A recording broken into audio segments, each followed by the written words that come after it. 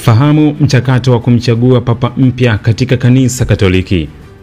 Mchakato wa kumchagua papa mpya ni mchakato wenye muundo wa hali ya juu na wa siri unaofanywa na baraza la makardinali katika jiji la Vatican. Kuna hatua muhimu zinazohusika katika mchakato huu. Moja, nafasi ya papa kwa wazi. Mkutano huo maalum huitishwa kutokana na kifo au kujiuzulu kwa papa aliyepita. Papa anapofariki, Kamelongo mwenye mamlaka ya kutangaza rasmi kwa kiti cha papa kimebaki wazi, sede vacant, kiti wazi, na maandalizi ya mkutano huo maalum yanaanza mara moja. 2. Kuwasili kwa makardinali. Makardinali ambao wanastahili kushiriki katika mchakato wa uchaguzi wa papa mpya wanakusanyika Roma. Kwa kawaida hukutana katika mfululizo wa mkutano mkuu ili kujadili mahitaji ya kanisa na sifa zinazohitajika kwa papa ajaye. 3. Kuanza kwa conclave. Makardinali wanaingia katika kikanisa cha Sistine ambapo wanakula kiapo cha kutunza siri na hutengwa kabisa na ulimwengu wa nje wakati wote wa mchakato mzima. Hubakia ndani ya mipaka ya Vatican hadi uchaguzi ukamilike bila kutoka.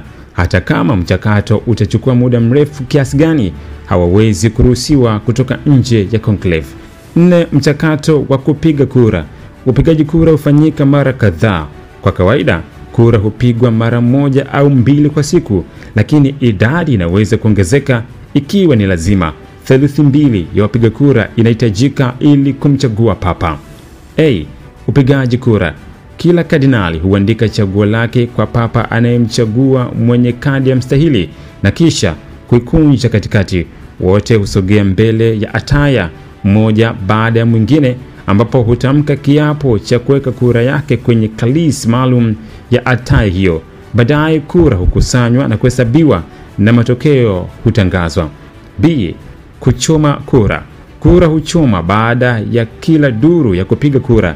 Iwapo hakuna atakayepata theluthi mbili ya kura zinazohitajika, kemikali maalum huchanganywa kwenye karatasi za kura zilizopigwa kisha kuchoma moto katika tanuri iliyopo ndani ya kanisa hilo ili kutoa moshi mweusi unaopanda juu ya dohan na kuonekana nje kuashiria walio nje kwamba bado papa mpya hajapatikana. Cha kuzingatia, tangu siku papa anapofariki, waamini na watu wengi kutoka ndani na nje ya jiji la Vatican na duniani kote hukusanyika katika uwanja wa Mtakatifu Petro Vatican, hubaki wakisali, kumwombea papa aliyefariki na kumwomba Mungu ili aangazie upatikanaji wa papa mpya atakayeliongoza kanisa.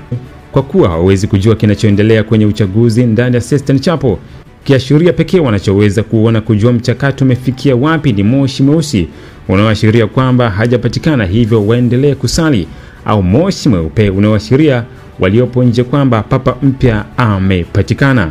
5. Uchaguzi wa papa.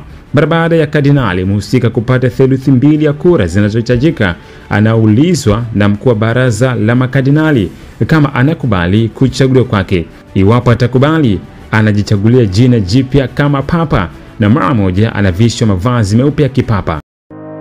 Ili kuwa mwanafamilia bora wa Global TV, usisahau kusubscribe, like, kushare na kucomment. Baada ya kusubscribe, bonyeza alama ya kengele ili kupata taarifa kwa kila video inayopanda Global TV Online.